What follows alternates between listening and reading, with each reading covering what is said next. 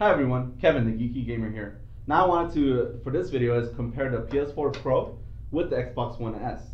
Now, there has been a lot of controversy surrounding the PS4 Pro and the Xbox One S, mostly because they're trying to enable a 4K feature that has not yet existed yet. We do not have 4K TVs. Jesse, do you have a 4K TV? No. He does not have a 4K TV. Wait, do I? I don't know. He might have it. We'll get back to you on that. But for first, I wanted to go over this article that I printed off of cnet.com that explains the differences between the Xbox One S and the PS4 Pro. Now, obviously, the first is price difference. The Xbox One S costs $300 US, while the PS4 Pro costs $400. Now, the difference for this is because Sony has said that the PS4 Pro it is upgrade for our systems. It is a little bit faster, has a better GPU, can increase the fidelity of the games, and also upscaled to a 4K resolution. Now the Xbox One S, it is 4K enabled, but it doesn't upscale. It doesn't have any significant increases in power, but it is 4K enabled. So if you do have a 4K TV, the PS4 Pro and the Xbox One S are obviously good options. Okay, so there is a $100 difference between the Xbox One S and the PS4 Pro. Another difference is the GPU power. The PS4 Pro does have a more powerful GPU, and according to this, the GPU is at 4.2 teraflops, while the Xbox One S is at 1.4 teraflops. Now you could say that's a huge difference. That's almost 4 times more the power of the PS4 Pro. The Xbox One S isn't trying to compete in power, as they have said in the Microsoft E3 press conference for 2016. They have announced that the Project Scorpio would be a 6 teraflop enabled console. I mean, a powered console. So whatever Microsoft has coming down the pipeline for the next console will be a lot stronger and a lot more powerful than the PS4 Pro. But since that doesn't exist yet, we only have the PS4 Pro and the Xbox One S to compare with each other. So in this price point and also at this power level, the PS4 Pro does have an edge on the Xbox One S. It is a little bit more powerful, so that means you're going to get resolutions at higher resolutions from going from 1080p to 4K resolution. You might see some increases in graphic fidelity and also texture mapping on the games that you have. Sony has come out and said that there will be patches for the PS4 Pro on old games. So let's say you have Shadow of Mordor, Black Ops 3. There will be patches coming down the line that will enable the PS4 Pro to show a little bit more graphical power for them. Another point of contention that I wanted to mention was the max video output. Both of these consoles display up to 4K. So either way, if you have a 4K TV, you're still good.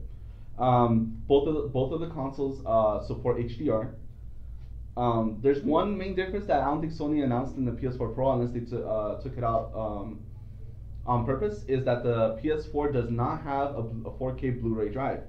The Xbox One S has a 4K Blu-ray drive. So if you have 4K Blu-rays that you want to play, the Xbox One S will be your best go-to, because the PS4 Pro does not have a 4K Blu-ray drive. Sony's reasoning for this is because they're saying that physical media is going away. So that's why they have that partnership with Netflix, that they'll start streaming 4K videos to the PS4 Pro, and also going through their service of the View, the Sony View or Vio. I forgot what the name of their video service is. But they're also going to enable 4K streaming through that too. Also, the PS4 Pro is VR ready. So the PS4 Pro will have a little bit more graphic power to support your PlayStation VR unit once you've obtained them in October. But your PS4, the base model, the slim model, can still play the PlayStation VR, but the PS4 Pro will be more suited for it. Okay, so those are the only differences between graphical fidelity and power and all that stuff. The PS4 Pro is a little bit stronger than the Xbox One S, but the Xbox One S does have a physical 4K Blu-ray drive. So if that's very important to you, obviously you're going to want to get the Xbox One S if you have 4K Blu-rays. Otherwise, do not buy the PS4 Pro. If you have a collection of any kind of 4K Blu-ray drive, movies or anything like that, or TV shows, there is no drive for it, so you won't be able to play it. But as Sony has said, that through their partnership with Netflix and Vio or View, whatever their Sony-enabled video streaming services, they're going to start providing hundreds of hours of content in 4K streaming. Obviously, if your internet network can support such a thing. Now, my thoughts on this. My thoughts on this is that no, console generations are trying to jump into kind of like a phone model type of thing, where it may like not every year, but maybe every couple of years, we're gonna start seeing more increments in console iterations. You're gonna have your Xbox One S, you're gonna have your Xbox Scorpio, your Xbox Scorpio S, maybe something in that manner. The PS4 Pro, it doesn't sound like anyone's really ready for it because even though both consoles are 4K TV ready, that seems more like a option, like a future option. Because from what I hear and from people that I don't know anyone with a 4K TV as of yet, and I don't know if they're affordable yet. I know I've saw some on Amazon for $600, $800 that you could buy a good 65-inch ultra 4K TV, but then we don't know if they are HDR enabled because apparently there was a battle between formats between HDR and some other format that I guess lost in the beginning of the when 4K TVs were coming out. So from my standpoint, I don't think I am gonna get a PS4 Pro, mostly because I don't have a 4K TV. Both of these consoles don't appeal to me. But Sony has said that if you bought a PS4 Pro, it will increase how games look. It will push out a little bit more power on 1080p displays and show you better textures and better graphics on your base console with your base games.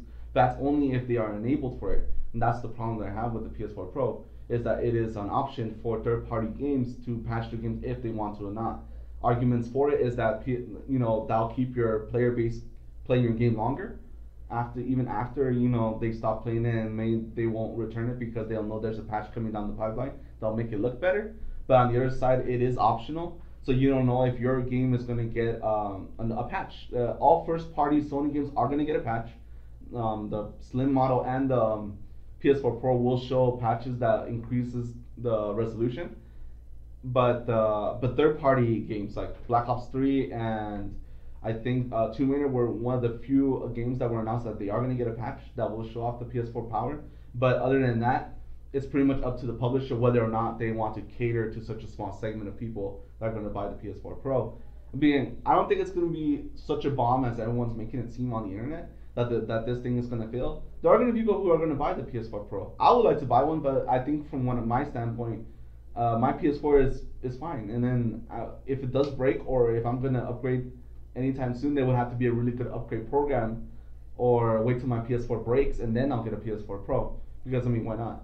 And then it would be future-proof, so that because it will be 4K enabled. So that's my thoughts on it. What are your thoughts? And just comment below and let me know about your thoughts on this whole issue. Are you gonna get an Xbox One S or are you gonna get a PS4 Pro? Do you think it's a bad idea? Do you like where this is going?